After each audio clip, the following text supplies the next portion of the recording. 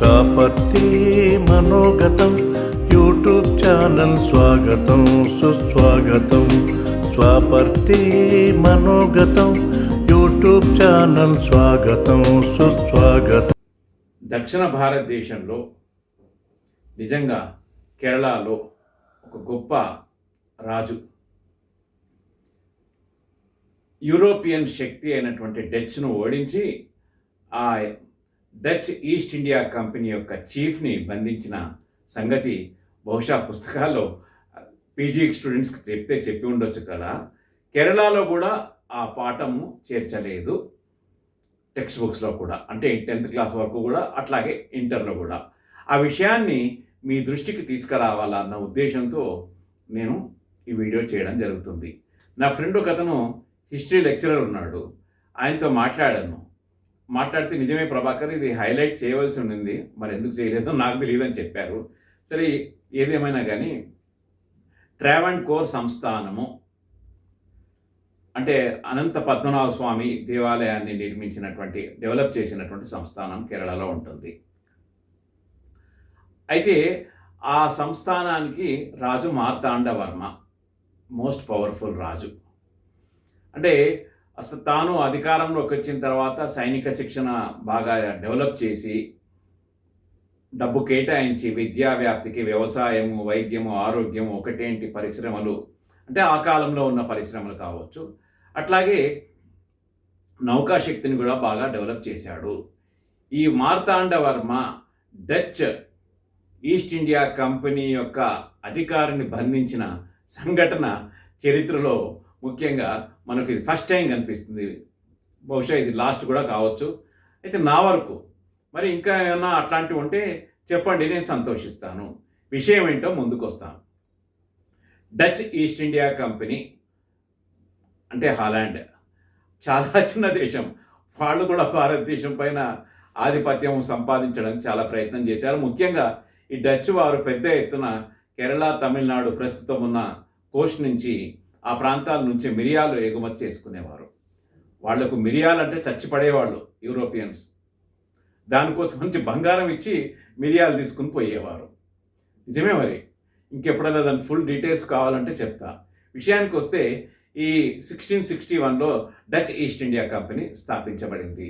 వాళ్ళ ఉద్దేశం ఏంటంటే కేరళ కోస్ట్, తమిళనాడు కోస్ట్లో తమ యొక్క ఆధిపత్యాన్ని సంపాదించాలి, రాజులపైన ఆధిపత్యాన్ని చేయాలి, వ్యాపారము యథేచ్ఛగా చేసుకొని పెద్ద ఎత్తున మిరియాలు, సుగంధ ద్రవ్యాలు కొనుక్కుని యూరోప్కి అమ్మి పెద్ద ఎత్తున డబ్బు చేసుకోవాలనేది వాళ్ళ ఉద్దేశం. అదే ప్రయత్నంలో వాళ్ళు ఉన్నారు.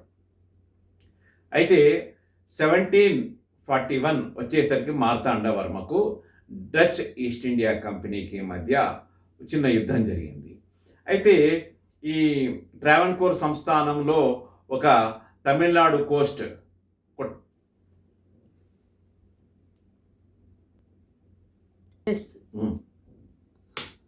కుల్లాచన్ అన్న ఒక చిన్న పట్టణం ఉంటుంది. దాన్ని Dutch east India company occupy చేసింది, ట్రావెన్కోర్ సంస్థానానికి చెందింది. అయితే ఎట్లాగైనా డచ్ ఈస్ట్ ఇండియా కంపెనీని ఓడించాలా అని చెప్పేసి మార్తాండవర్మ ఆలోచన చేస్తూ ఉన్నాడు. సైన్యాన్ని బాగా బలపరిచాడు, ఆయుధాలు సేకరించుకున్నాడు. ముఖ్యంగా కోస్టల్ ఏరియాలో నౌకాదళాన్ని బాగా డెవలప్ చేసి తాను పోగొట్టుకున్న, ఇప్పుడు తమిళనాడు కోస్ట్లో ఉన్న కొల్లాచ్ అన్న ప్రాంతం పైన యుద్ధం ప్రకటించాడు. నాలుగు వైపుల నుంచి సైన్యం చుట్టుముట్టింది.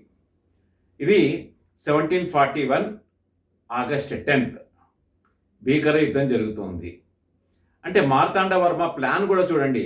అప్పటికే డచ్ ఈస్ట్ ఇండియా కంపెనీ దగ్గర మోడర్న్ వెపన్స్ ఉన్నాయి, ఫిరంగి దళం ఉంది, వెపన్స్ ఉన్నాయి, అట్లాగే గన్స్ ఉన్నాయి, రకరకాల గన్స్ ఉన్నాయి. 30mm, 60mm, 90mm గన్స్ ఉన్నాయి.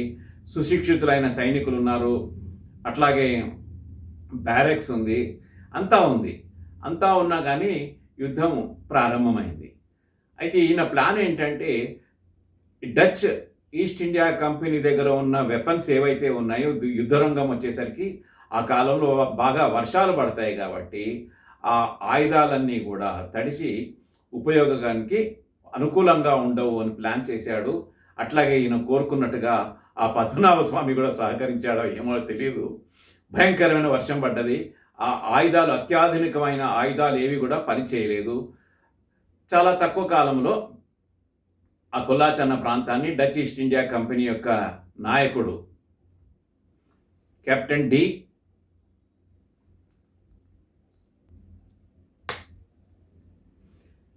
డి ఎలాన్ అన్న ఇన్ఛార్జ్, వాడిని కూడా బంధించారు. ఫస్ట్ టైం యూరోపియన్ ఇన్ఛార్జ్ బందీ కావడం. పట్టుకొచ్చి లాస్ట్కి చేసేది లేక డచ్ ఈస్ట్ ఇండియా కంపెనీ మార్తాండవరంతో ఒప్పందం చేసుకున్నారు.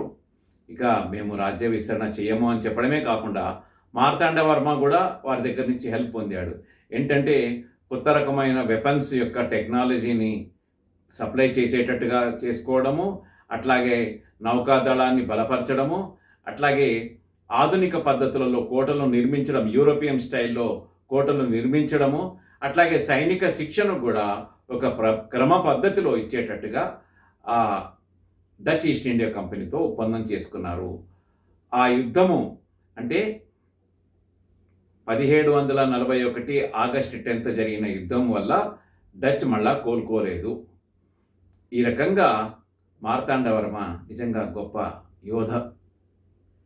కాబట్టి మనము కూడా యూరోపియన్స్ని ఓడించాము అన్న విషయం మీ దృష్టికి తీసుకురావాలన్న ఉద్దేశంతో మీ ముందుకు రావడం జరిగింది.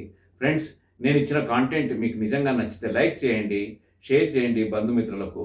మరొకటి ఏంటంటే, కన్యాకుమారి సౌత్ నుంచి అట్లాగే కొచ్చి వరకు ఈ మార్తాండవర్మ సామ్రాజ్యము విస్తరించింది. ఈ విషయాన్ని కొంచెం లేటుగా చెప్పినందుకు తప్పు పట్టకండి. జై హింద్.